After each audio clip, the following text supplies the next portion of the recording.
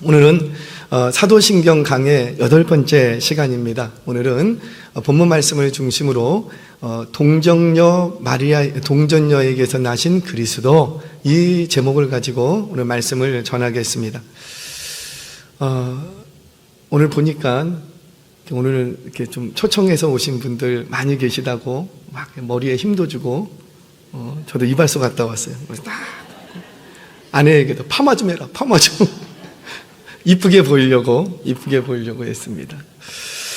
제가 좀 결혼을 일찍 했어요. 25살에 결혼을 했습니다. 참, 25살 중이야. 20살, 적지 않은, 늦게 결혼한 편은 아니잖아요. 그리고 첫 아이를 26에 낳습니다. 첫 아이를 가졌을 때 얼마나 신기하고 얼마나 놀랐는지 너무너무 이거는 뭐라고 말을 표현을 못 하겠더라고요. 이렇게 학교에서 이렇게 배워서는 알고 있는데 정말 내가 내 아이를 딱 갖고 나니까 얼마나 기특한지 막 쓰담하고 어떻게, 야, 참 신기하다. 제가 결혼 28년 차입니다. 28년 차. 아마도 아내가 아이를 가졌을 때 가장 순전적인 남편이었던 것 같아요. 하여튼 가장 착하고 가장 순전적인. 아내가 뭘 먹고 싶다 그러면 어떻게 해요? 아무리 늦어도요, 밤이 아주 그냥 추워도 상관없어. 무조건 가서 어떻게든지 먹을 거 구해옵니다. 퇴근하고 돌아오면, 죄송합니다. 에어컨 좀 꺼주시겠어요? 우리가 퇴근하고 돌아오면 어때요? 그냥 불이 나게 오는 거예요. 빨리 와요, 빨리 가서는 아내를 도와준답시고, 이 주방에도, 부엌에도 이렇게 기웃거리고, 청소도 도와주고, 그때 제가 생각해봐도 참 28년 동안 살면서 그때처럼 착했던 적이 없을 것 같아. 순전적이다. 지금은 아마도 이게 바로 아이의 탄생, 그 탄생이 가져다 두는 굉장히 신비로운 사건인 것 같아요. 아이의 탄생은 학교에서 배운 것으로 다 이해할 수가 없습니다. 신비롭고 경이로움 자체예요. 그렇게 모든 탄생은 참 신비로운 탄생이에요. 그런데 예수님의 탄생은 신비로울 뿐만 아니라 매우 독특한 탄생이었다라는 거지요. 너무너무 독특해서 이게 일반적으로 받아들이기 어려울 정도로 그런 독특한 탄생이었습니다.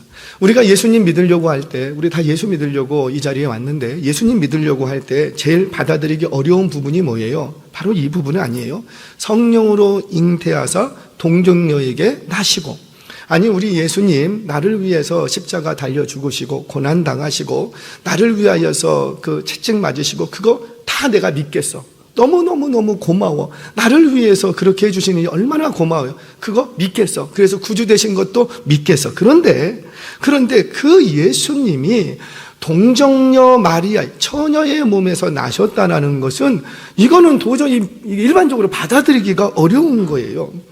우리가 예수님 믿으려고 할 때 제일 먼저 걸림돌 되는 게 바로 이거 아니에요? 하나님 전능하신 분이다. 그래, 내 모든 문제를 해결해 준다, 믿겠다, 이거예요. 그런데 어떻게 그 예수님이 남자를 알지 못하는 처녀의 몸에서 어떻게 출생할 수 있느냐? 예수 믿으려고 할 때 가장 먼저 우리에게 딱 걸리는 걸림돌이 바로 이겁니다. 이거. 그래서 오늘은 이 걸림돌을 치워내려고 그래요. 도대체 성령으로 잉태하사 동정녀에게 나시고 과연 어떤 의미가 있을까? 오늘 이 부분을 살피면서 왜 예수님은 동정녀의 몸, 처녀의 몸에서 나셔야 했는가? 그리고 동정녀에게서 나신 예수님을 믿는다라는 것은 도대체 나에게 어떤 의미가 있는가? 오늘 이 부분에 대해서 말씀을 전하겠습니다. 오늘 말씀을 통해서 동정녀의 몸, 처녀의 몸에서 나신 예수님을 나의 구주로 확실히 믿고 돌아갈 수 있는 오늘 이 시간 되시기를 주님의 이름으로 축원합니다. 자, 먼저 첫 번째, 오늘 설교를 시작하면서, 말씀을 시작하면서 오해 한 가지를 풀고 말씀을 시작하겠습니다. 우리가 오해하는 부분이 뭐냐면, 예수님이 경이로운 분이신데, 참 하나님의 아들 신비로운 분이신데, 그분을 낳은 그 마리아를, 예수님의 모친 그 마리아는 숭배의 대상이 아니라는 거예요. 예수님을 출생하신 마리아는 우리에게 숭배받을 만한 숭배의 대상이 아니라는 거예요. 자, 내용을 잠깐 정리하죠. 어느 날 요셉의 정혼자인 마리아에게 천사가 찾아옵니다. 천사가 방문했다는 이 사실 자체도 매우 신비롭고 가슴 떨리는 일인데, 찾아와서 천사가 한다는 말이 뭐냐면 그 메시지가 뭐라? 너 임신했다. 너 아이를 낳을 거야. 아이를 낳을 거야. 이 사실을 알려줍니다. 여러분, 이거는 태몽이 아니에요. 태몽. 우리 어른들이 태몽 꾸고 누가 우리 집안에 애를 가졌나 봐 막 이렇게 얘기하는데, 지금 이 사건은 태몽 그런 게 아니에요. 어떤 꿈이나 환상이 아니고 현실이에요. 실제예요, 실제. 천사가, 그 천상적인 존재가 마리아를 찾아와서 그에게 메시지를 전한 사건이라고요. 천사가 찾아와서 메시지를 전한다는 것 자체도 정말 충격적인데, 그 충격적인 사실은, 그 더 충격적인 것은 그 내용이 남자를 알지 못하는 처녀 마리아가 아이를 낳을 거야, 이 얘기를 해주는 거예요. 여기서 우리가 정말 조심해야 된다고요. 내가 그래, 성령으로 잉태되어서 처녀의 몸에서 예수님 나실 거, 이거 내가 믿는 건 좋은데, 이 믿는 분들 중에 예수님을 출산한 동정녀 마리아를 지나치게 높이거나 숭배해서는 안 된다는 거예요. 안 된다. 성경은 이 점을 매우 우려했습니다. 우리는 죄성이 있는지라 뭔가 나보다도 조금 더 특별하고 탁월하면 숭배받고 높이려고 하는, 누군가를 높이려고 하는 우리의 심리가 있어요. 그래서 예수님을 낳은, 그 구원주를 낳은 마리아를 사람들이 숭배할 것을 하나님은 아셨어요. 그래서 숭배하지 못하도록 한 가지 안정장치를 딱 줬습니다. 그게 뭐냐면 마리아에 대한 정보가 하나도 없어. 마리아에 대한 정보. 물론 예수님의 양부가 되는 그 요셉에 대한 정보도 아무것도 없어요. 딱 하나 있어요. 다윗의 자손, 그거밖에 없어요. 여러분 생각해 보세요. 일반적으로 어느 누군가를 높이고자 한다면, 관심을 갖게 만들고 싶으면 그에 대한 혈통이나 자라온 환경이나 또는 그가 했던 선한 일, 업적들, 이런 것들을 기록하는 게 일반적이에요. 왜? 그를 높이기 위해서, 그에게 관심을 갖게 하기 위해서 우리는 보편적으로 그렇게 기록을 합니다. 때때로 성경도 우리의 관심이 필요한 인물에 대해서는 가문이나 혈통이나 그의 환경이나 이런 것들을 기록을 합니다. 예를 들자면 세례 요한을 소개할 때 그렇게 소개를 하죠. 우리 성경 보겠습니다. 누가복음 1장 5절에서 7절 말씀 같이 한번 읽겠습니다. 시작. 유대왕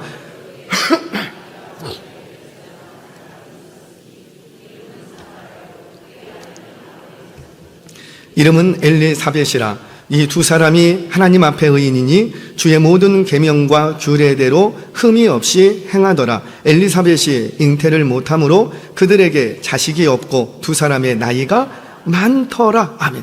그러니까 엘리사벳, 그러니까 이 사가랴, 세례 요한을 출생한 부모에 대해서 구구절절하게 설명하는 게 많아요. 이 세례 요한의 출생에 대해서 설명을 하는데 그의 부모에 대한 기록을 쭉 나열을 합니다. 언제 출생을 했는지, 아빠의 혈통은 뭔지, 가문은 어떤지, 엄마의 혈통과 가문은 어떤지, 그리고 그 부모가 그 당시에 어떤 위치를 갖고 있었는지, 심지어 직업은 뭐였는지, 그리고 어떤 삶을 살았는지, 그리고 지금 그들의 형편이 어떤지 너무너무 자세하게 기록을 해요. 왜 이렇게 자세하게 기록할까요? 바로 이것은 세례 요한을 주목하게 하기 위한 장치, 기록이라는 거죠. 어떤 면에서는 세례 요한을 좀 높여주기를 위한 기록이에요. 자, 그런데 성경에서 예수님의 탄생보다 더 중요하고 핵심적인 내용이 있을까요? 없어요. 그럼에도 불구하고 성경은 예수님의 출생을 기록하면서 그 낳은 모친 마리아에 대한 정보를 일체 제공하지 않습니다. 아무 얘기도 안 써요. 한마디로 모친 마리아에게 집중한다, 안 한다? 안 한다라는 거예요. 그런데 참 이상하게도 우리는 아무 정보도 없는 그 마리아를 막 캐내기 시작하고 신성시하고 대단한 가문의 인물 또는 감히 범접하지 못할 혈통의 여인으로 착각하더라는 거예요. 심지어 숭배하기까지에 이르게 됩니다.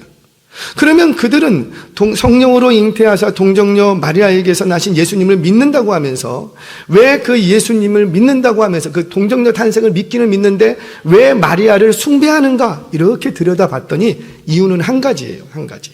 이것 때문에 그들은 숭배하기 시작합니다. 자, 28절 같이 한번 읽겠습니다. 시작. 그에게 들어가 이르되 은혜를 받은 자여 평안할지어다. 주께서 너와 함께 하시도다 하니. 아멘. 그래요. 천사가 찾아와서, 잠깐만 자막을 띄워놔 주세요. 천사가 찾아와서 이 마리아에게 뭐라고 인사를 건네냐면 은혜를 받은 자여 라고 인사를 건네는 거예요.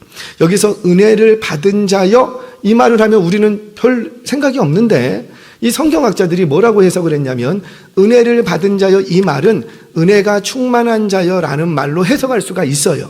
그러니까 은혜가 충만한 자여로 해석을 하면서 뭐라고 더 나아갔냐면 너가 은혜가 충만하니까 너에게 있는 그 충만한 은혜를 다른 사람에게도 나누어 줄 수 있다. 누구는? 너는.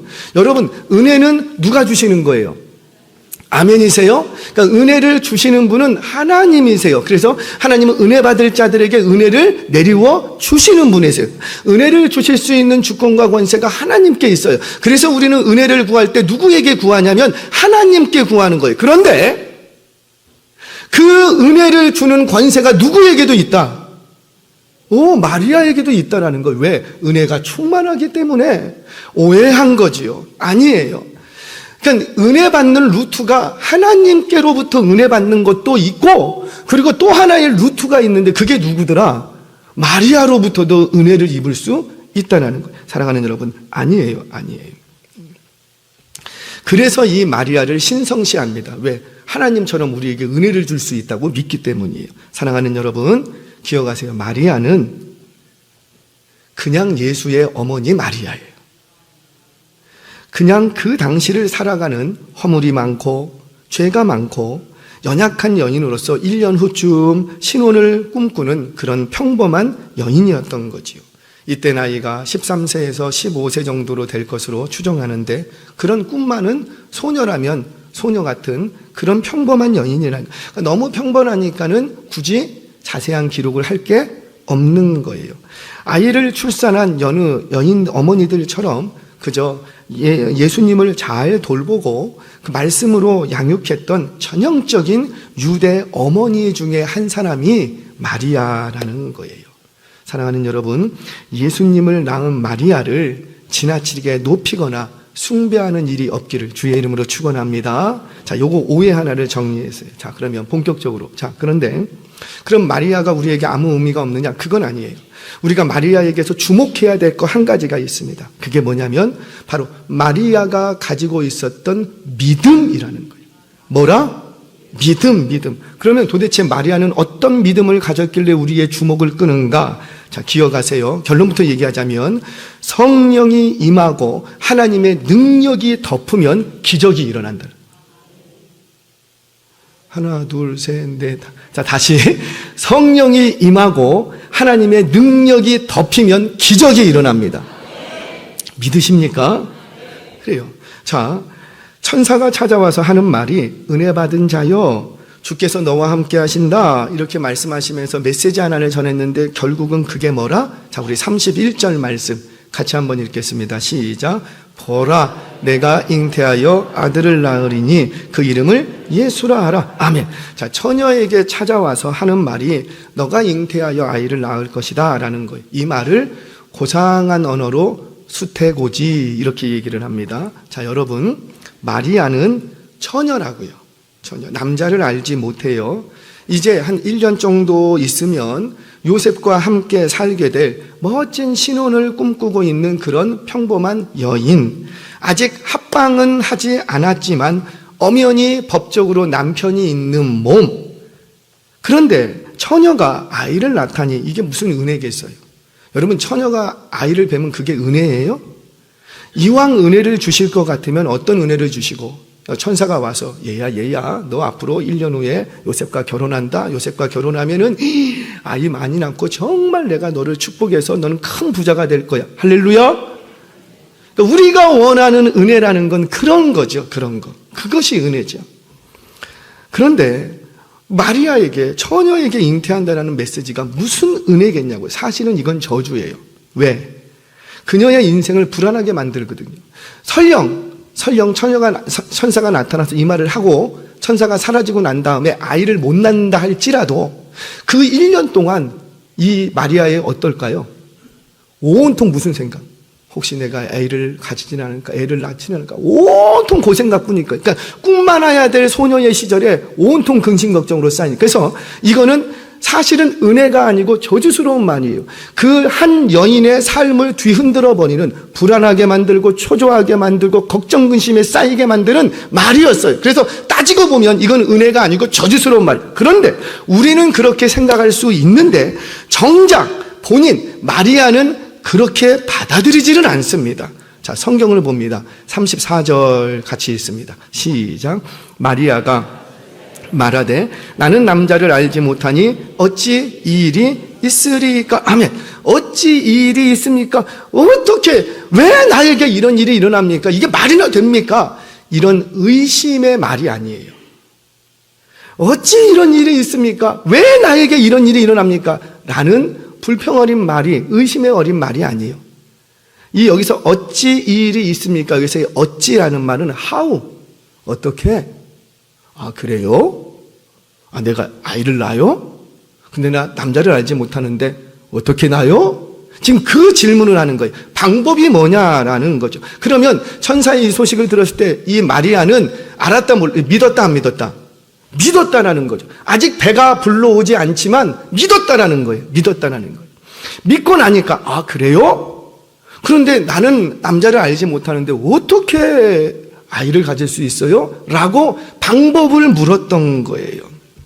그랬더니 그 방법을 대답해 줍니다. 자, 우리 35절 같이 읽습니다. 시작. 천사가 대답하여 이르되 성령이 내게 임하시고 지극히 높으신 이의 능력이 너를 덮으리니 이러므로 나실 바 거룩한 이는 하나님의 아들이라 일컬어지리라. 아멘. 자, 잠시만 뛰어나 주세요. 아니, 나는 남자를 알지 못하는데 어떻게 내가 아이를 낳을 수 있습니까? 그 방법이 어떻게 됩니까? 라고 질문을 하자 천사가 시원스럽게 그 방법을 딱 얘기해 줍니다. 그 방법이 뭐라? 성령이 너에게 임하고 그리고 지극히 높으신 하나님의 능력이 너를 덮으면 된다는 거예요. 아멘이세요? 자, 다시. 처녀가 아이를 낳을 수 있는 가능성이 있어요, 없어요? 전혀 없어요. 제로. 절대 없어요. 그런데 그걸 믿음으로 받았어. 절대 없는 제로의 이 확률 속에서 묻습니다. 어떻게? 그랬더니 제로야. 절대 될 수 없어. 그런데 어떻게 하면 된다? 성령이 너에게 임하시고 하나님의 능력이 너를 덮으면 된다는 거예요. 아멘이세요? 여기에 구원의 비밀이 있죠. 여기에 기적의 비밀이, 놀라운 기적을 일으키는 원리가 여기 있는 거예요. 사랑하는 여러분, 기억하시기 바랍니다. 성령이 임하시고 하나님의 능력이 나를 덮으면 모든 것이 가능해지는 줄 믿으시기를 바랍니다. 우리가 예수 믿는다고 하면서 자꾸 흔들려. 예수 믿는다고 하면서 자꾸 흔들려. 미끄러지고 넘어지고 시험 들고. 왜 그러는가? 예수님이 나를 위하여 십자가 죽으신 것은 내가 믿겠다라는 거예요. 얼마나 감사한지 믿겠대요. 그래서 날마다 우리는 나를 위하여 죽으신 예수 십자가 붙들고 믿음을 고백합니다. 그런데 이상하게 삶의 현장만 가면 그 가지고 있었던 믿음이 없어져. 왜 그런가? 지금 뭘 못 믿는 거예요? 십자가 달려 죽으신 대속 죽음 당하신 예수님은 구원주로 믿지만 나의 삶 속에 지금 상황이 제로야. 가능성이 전혀 없어. 아무 전형이 없는데 지금 이곳에서 하나님의 능력이 임하고 하나님의 성령이 임하고 하나님의 능력의 손이 나를 덮으면 이게 가능해진다는 거. 이걸 못 믿는 거예요. 그래서 흔들리는 겁니다. 제가 성도님들을 가만히 뵈면 좀 안타까워요. 기도하는 걸 들어보면 알거든요. 우리의 믿음이라는 것이 확률을 따라서 움직이더라는 거예요. 가능성이 한 50% 있으면 기도해요, 안 해요? 합니다. 한 40%쯤 확률이 있으면 기도합니다. 이런 거죠. 이제 애가 대학을 가야 되는데 애가 지금 6등급이야. 근데 얘가 가고 싶은 대학이 2등급만 하면은 갈 수가 있어. 그러니까 어때요? 6등급에서 2등급 몇 등급만 뛰어오르면 돼요. 4등급. 그래서 어떻게 해요, 부모가? 기도하기죠. 주여, 우리 아들 2등급 욕심 없습니다. 꼭 여기 들어가게 해 주세요. 이 아들이 지금 몇 등급이니까? 6등급이니까 6등급 시험 들지 마시기 바랍니다. 6등급이니까 우리가 믿음이라고 하면서 그 믿음을 어디에 사용하냐면 확률이 있으면 거기에 첨가하는 정도로 사용하는 거죠. 내 힘으로는 4등급의 갭을 뛰어넘을 수 없는데 우리 예수님 능력 많다고 하니 4등급쯤 뛰어넘게 해줄까? 자, 다시 뒤집어서 우리 아들이 10등급 10등급 10등급. 그런데 이 아이가 서울대를 가고 싶어. 1등급 이상이 돼야 돼요. 그러면 여러분들은 기도해요, 안 해요? 혼내지. 이놈아, 정신 차려라. 너는 10등급이야. 최소한 5등급 이상은 돼야지 뭘 내가 기도를. 10등급이 어떻게 서울대 가겠다고 기도를. 이 욕심이야, 욕심. 우리는 기도 안 해. 지금 뭘 따라서 기도하는 거예요? 확률. 저희가 아는 목사님이 계세요. 이 아는 목사님이 공부를 정말 못했대요. 자기가 솔직히 고백하는데 이분이 서울대 나왔어요. 그 옛날에 서울대 들어는 만나 서울대 그 옛날에 서울대를 나오셨어요. 지금 목사님이 되셨는데 아니 학교에서 진짜 공부 못했대요. 그때는 막 시험만 보면 10점, 20점 거기서 왔다 갔다 해. 공부 조금 하면은 11점, 공부 조금 못하면은 9점 막 왔다 갔다 해. 그런데 기도를 하는 거예요. 신앙은 좋아서. 주여, 나 대학 어디 갈까요? 대학은 가고 싶은데. 근데 기도만 하면 서울대 가라, 서울대. 이런 마음을 막 주시더래요. 이런 마음을. 근데 내 형편은 서울대 갈 형편이 돼요, 안 돼요? 안 돼. 안 됩니다. 나는 지금 10점짜리 인생인데 못 갑니다. 근데 기도만 하면 서울대 가라, 서울대. 이 마음을 너무 주시더래요. 그래서 이제 선생님을 찾아갔어요. 원서를 써야 되니까. 선생님, 원서 쓸 데가 있냐? 서울대 써주세요. 선생님이 확 찢어버리더래. 무슨 말 같은 소리를 해야지. 네가 어떻게 서울대야. 지금 저 지방 끄트머리도 갈까 말까인데. 그래서 다음에 또 갔대요. 송선생 치고 내 인생은 내 거니까 나 서울대 써주세요. 그래서 선생님이 하도 조르니까 서울대 써줬어. 서울대 들어갔어. 서울 농대. 유일하게 서울대 역사 속에서 그 해만 미달이었어요, 농대가. 알았겠습니까? 사랑하는 여러분, 나는 능력이 없어. 능력이 제로예요. 나는 이 기가 막힌 환경을 뒤집어 놓을 만한 실력과 능력이 아무것도 없어. 그런데 성령이 나에게 임하고 하나님의 능력이 나를 덮으면 모든 것이 가능해질 줄 믿으시기 바랍니다. 첫 번째, 우리가 이 마리아를 통해서 교훈을 얻어야 될 것은 첫 번째, 성령이 임하고 하나님의 능력이 덮이면 모든 게 가능하다. 자, 두 번째. 자, 그렇다면 왜 우리 예수님은 동정녀 마리아의 몸에서 출생하셔야 했을까? 여기는 두 가지 이유가 있습니다. 첫 번째 하나는 창세기 3장 15절의 말씀 때문이에요. 그러니까 이 말은 무슨 말이냐면 어느 날 갑자기 예수님이 나타나신 게 아니라는 거예요. 하나님께서 오랫동안 계획하시고 오랫동안 이루신 하나님의 역사였다라는 거죠. 그 창세기 3장 16절에 그 15절의 말씀 때문에 때가 되었을 때 그걸 이루셨다라는 거예요. 그러면 창세기 3장 15절 말씀이 뭔가? 자, 추적해 갑니다. 같이 읽겠습니다. 한번 창세기 3장 15절 시작. 내가 너로 여자와 원수가 되게 하고 내 후손도 여자의 후손과 원수가 되게 하리니 여자의 후손은 내 머리를 상하게 할 것이요 너는 그의 발꿈치를 상하게 할 것이니라 하시고 하면, 자, 잠깐만 띄워놔 주세요. 내가 너로, 여기서의 너라는 것은 뱀을 얘기합니다. 뱀. 근데 뱀은 사단 마귀의 대표격이에요. 뱀. 내가 뱀 너와 여자와 원수가 되게 하겠다. 원수가 되겠다. 자, 그리고 뭐라고 또 얘기하냐면 네 후손. 네 후손이면 누구 후손을 얘기하는 거예요? 그 뱀의 후손. 뱀의 후손이면 사단 마귀의 후손들이겠죠. 사단 마귀를 얘기하죠. 그 사단 마귀와 여자의 후손과 원수가 되게 하겠다. 둘이 싸운다라는 거예요. 싸운다.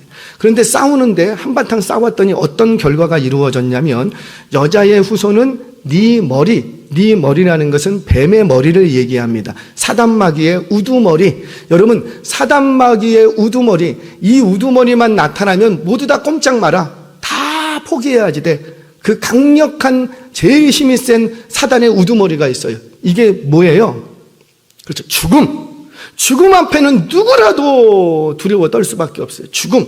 그러니까 이 사단의 머리, 우두머리가 죽음이라는 것인데 그 우두머리에 그 머리를 상하게 할 것이에요. 여기서 상하게 한다는 것은 원어적으로 박살내다, 가루로 만들다 이런 뜻이 있어요.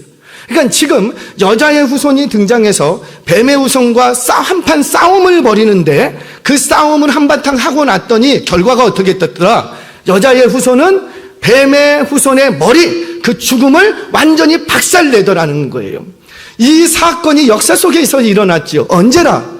바로 십자가의 사건이었다는 거예요. 예수님께서 십자가에 달려 죽으시는 사건은, 예수님이 십자가에 달리는 것은 이 사단마귀가 예수님의 발꿈치를 무는 것이었다고요. 창 찔리고 손에 못 박히고 가시면류관 쓰고 발꿈치를 무는 정도였어요. 왜? 우리 예수님은 십자가에서 죽으시고 3일 만에 부활하셨기 때문이에요. 죽음을 완전히 이기셨기 때문이에요. 그래서 이 창세기 3장 15절의 말씀은 앞으로 장차 이루어질 십자가 사건에 대한 복음이었어요. 복음. 자, 그런데 이것 때문에 여자의 후손을 기다리게 됩니다. 자, 왜냐하면 인류는, 저와 여러분은 남자의 후손이에요, 여자의 후손이에요? 우리는 모두가 다 남자의 후손이에요. 그래서 우리끼리는 남자의 후손 안녕 이렇게 인사 안 합니다. 왜? 우리는 모두가 다 남자의 후손이기 때문이에요. 자, 생물학적으로 조금만 공부해 보면 모든 인류는 남자에게서 생명이 시작되고 그 생명이 여자의 몸에서 10개월 동안 자라고 출산이라는 과정을 통해서 출생합니다. 그러니까 출산이라는 과정은 여자에게 있지만 생명을 주는, 생명의 시작은 누구로부터? 남자로부터라는 거예요. 그래서 옛적 말이 아버지 날 낳으시고, 엄마가 낳는 게 아니고 아빠가 낳는데요. 아버지 날 낳으시고 어머니 날 기르시니까, 아버지는 나에게 생명을 주는 존재, 낳는 존재이고 어머니는 그 생명을 받아서 기르는 존재라는 거죠. 그래서 모든 인류는 남자의 후손이지 여자의 후손은 있을 수가 없는 거예요. 그래서 우리는 동서고금을 막느라고 다 아버지 성을 따르지 않습니까? 그런데 성경은 뭘 얘기하냐면 아니다. 모두가 다 남자의 후손인데 반드시 어떤 후손이 올 것이다. 여자의 후손이 올 거라는 것을 예고했어요. 따라서 이 예언의 말씀을 따라 정상적으로 절대 일어날 수 없는 일인데 만약에 이 일이 일어난다면 그는 우리의 구원주가 맞다는. 그래서 여기서 메시아 사상이 발전을 합니다. 그러니 우리의 구원주는 남자의 후손으로 오면 안 되고 반드시 누구의 후손으로? 여자의 후손으로만 와야 돼. 그래서 예수님의 출생은 남자를 알지 못하는 여자의 몸에서 남자 없이 여자 홀로 출생하게 되는 거예요. 첫 번째 3장 15절의 말씀 때문이다. 두 번째는 율법의 요구를 완전히 이루기 위해서였어요. 그래서 여자의 몸에서 나십니다. 자, 사람의 죄의 문제를 해결하려면 누가 죽어야 될까요? 그렇죠. 사람이 죽어야 돼요. 내 문제를 해결하려고 집에 있는 강아지가 죽는다고 해서 내 죄의 문제가 해결되는 게 아니니까, 사람의 죄는 누가 해결해야 되고 사실은 사람이 해결해야 돼요. 생명은 생명으로 갚아야지 돼요. 그러니까 이 인류, 사람의 죄를 문제를 해결하려면 반드시 예수님은, 그 구원주는 온전한 사람이 되어야 합니다. 그래서 예수님은 그 그리스 신화처럼 막 하늘에서 빛이 쫙 떨어져 갖고 막 날개 쫙 피고 천사의 모습으로도 올 수 있어. 그러나 그렇게 오지 아니하시고 어떤 모습으로 오시고, 그렇죠, 사람의 몸으로 출산이라는 과정을 통해서 사람으로 오셔야 됐다는 거예요. 왜? 누구의 문제를 해결하려고? 사람의 문제를 해결하려고. 자, 그런데 이 사람이 되실 때에 죄 있는, 그러니까 흠과 티와 허물이 있는 사람이 되면 안 돼. 왜냐하면 율법에는 죄의 문제를 해결하는 제사를 드릴 때 온전히 그 제사가 받아들여지려면 제물이 흠 있는 제물로 드려서는 안 됩니다. 그래서 우리 예수님이 제물로 드려져야 되는데 절대 이분은 흠이 있으면 된다, 안 된다? 안 된다. 그래서 어떻게 해요? 사람이 되시기는 되시되 남자 없이 성령으로 잉태되는 거예요. 성령은 하나님의 영이에요. 그래서 예수님의 아버지는 하나님 아버지신 거예요. 그 아버지는 죄가 없으신 분이세요. 완전히 의로우신 분이세요. 그래서 예수님은 율법의 요구를 이루기 위해서 완전한 사람이 되셔야 하는데 죄 없으신 성령으로 잉태되어 흠과 티가 없는 완전한 사람이 되셔야 했던 거예요. 다만 예수님은 성령으로 잉태되어 마리아의 몸에서 살과 피를 취하시고 죄를 제외한 모든 인성을 누구를 통해서 받고 마리아를 통해서 인성을 받는 거예요. 그 예수님은 죄 없으신 완전한 사람으로 나셔서 우리의 죄를 대속하기 위해서 십자가 위에서 흠없는 제물로 죽어버리십니다. 나 같은 죄인을 살리기 위하여서 나의 죄의 형벌로부터 나를 완전히 자유하게 하기 위해서 예수님은 하늘 영광을, 그 찬란하고 놀라운 영광을 버리시고 너무나도 연약하고 비천한 인간의 몸을 입고 이 땅에 오셨다는 거예요. 그리고는 초라한 인간의 몸으로 죽으신 거예요. 십자가 위에서 뭐 하나 걸치지 못하고 벌거벗긴 채로 온갖 수치를 당하고 힘없는 연약한 육신을 가지고 죽어버리십니다. 우리가 동정녀 마리아의 몸에서 출생하신 예수님을 믿는다는 것은 어떤 황홀경이나 어떤 신비로운 놀라운 기적을 믿는 게 아니에요.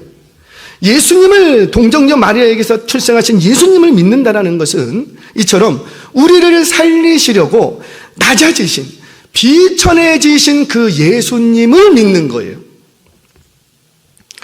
방금 제가 믿음에 관해서 두 가지를 얘기해서 하나는 성령이 임하고 하나님의 능력이 덮이면 기적이 일어난다. 이게 첫 번째 믿음. 두 번째 믿음은 뭐냐면 낮아지신 예수님, 비천해지신 예수님을 믿는 거예요. 아멘이세요? 자, 그렇다면 이제 결론입니다. 도대체 이 낮아지신 예수님을 믿는다면, 성령의 능력, 하나님의 능력을 믿는다면 우리는 과연 어떤 삶을 살아야 되는가? 무엇에 관심을 가져야 되는가? 라는 문제죠. 이 문제는 한 가지 이야기만 하고 마치게 대신하겠습니다. 6.25 이후에 미국 오리건주의 한 시골 마을 회관에서 마을 사람들이 모여서 영상 하나를 시청하게 됩니다. 그 영상은 뭐였냐면 한국 전쟁의 참상과 그리고 그로 인해서 고아가 된 아이들을 이렇게 다큐멘터리로 영상을 만든 거예요. 이 영상 속에는 눈이 쑥 들어가고 배가 볼록 튀어나온 아이들이 밥그릇을 들고 이렇게 두들기면서 구걸하는 영상이었어요. 이 영상의 제작 의도는 뭐냐면 한국이 이렇게 어렵고 힘들다. 그러니 전쟁 고아를 도와주자. 기부금을 좀 모으기 위해서 다큐멘터리를 제작했던 거예요.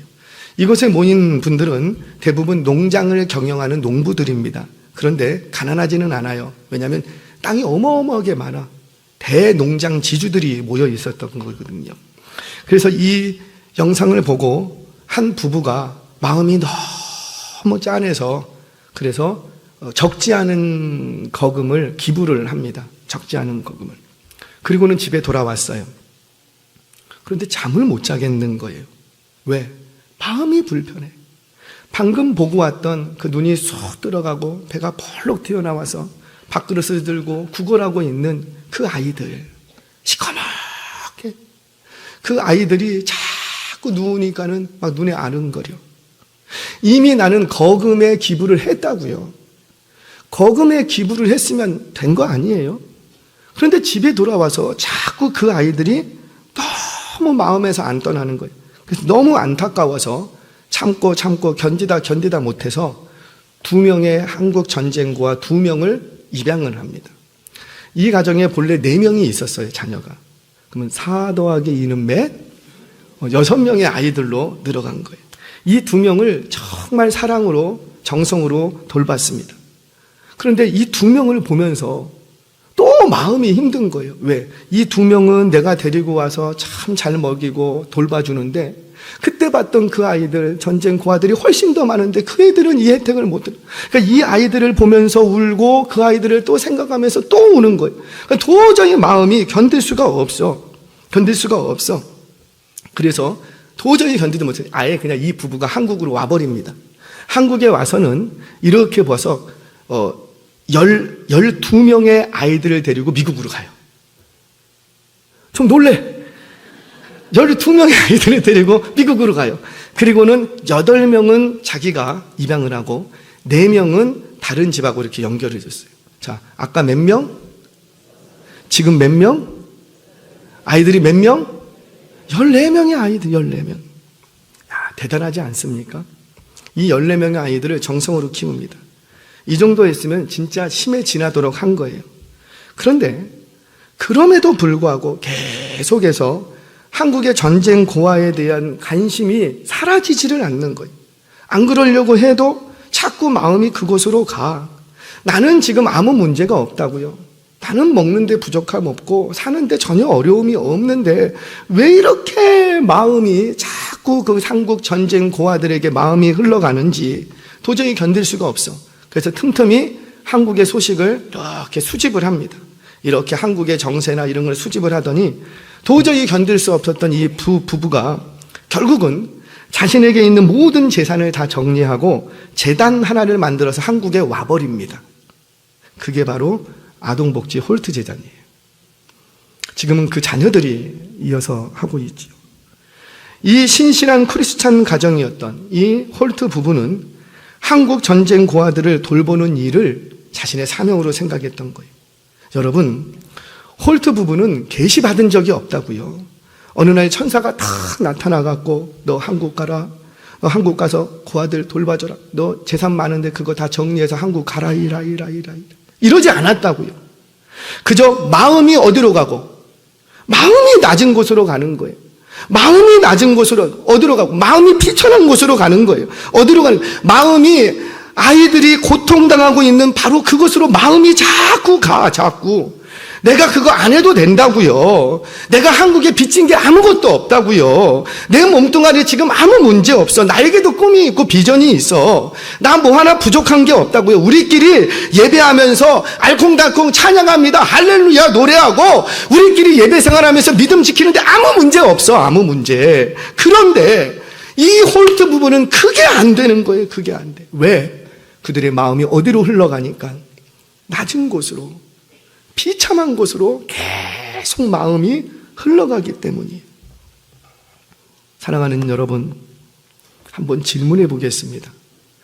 저와 여러분이 믿는 예수님과 홀트 부부가 믿는 예수님이 다른 예수님입니까? 아닌 거 맞습니까?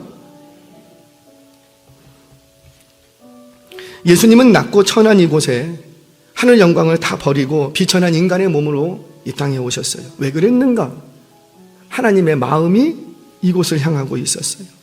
죽어가던 영혼들, 죄로 인해 고통당하는 그 영혼들, 그 낮고 천한 그곳에 하나님 아버지의 마음이 가 있었기 때문이에요.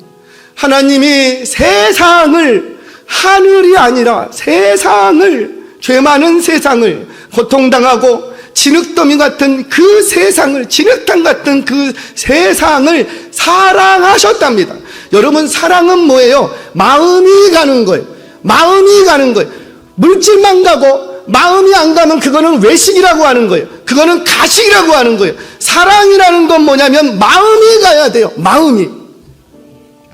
이 홀트 부부는 그 마음이 낮은 곳으로 흘렀어. 왜? 우리 예수님이 낮은 곳으로 그 마음이 흘러가고 있었기 때문이에요. 사랑하는 여러분, 저와 여러분도 예수님을 믿는다면 우리의 마음도 낮은 곳으로 흘러가기를 바랍니다.